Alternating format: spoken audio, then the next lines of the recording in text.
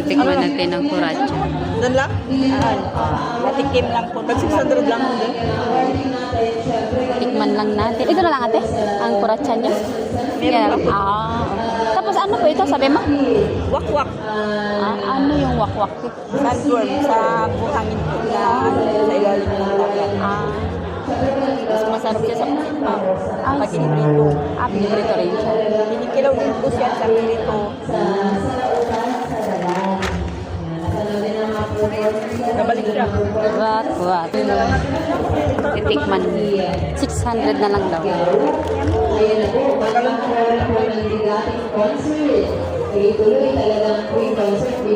Yan na po. Lulutuin ko na yung aking kuratsa. Yan. Isa lang yan siya. Lulutuin ko na siya. Titikman ko siya. Ngayon siya daw ng esprete.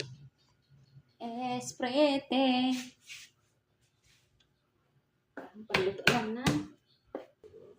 Ito na siya. I-wash ko na siya.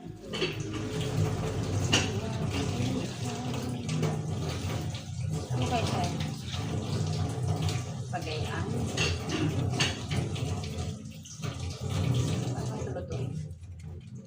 Actually, hindi ko alam kung paano. Ganyan siguro. O ganyan siguro yan. Orange. And then, ngayon natin ang is-fry.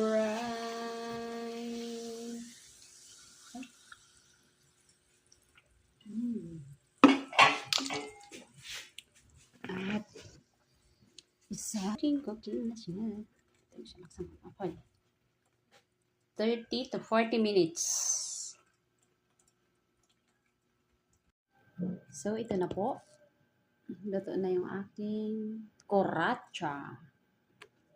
Titikman natin. Toyo lang. Mainit. Mainit pala. Wow! Ay, ganyan pala siya. Konti lang palang laman. Ganito pala siya.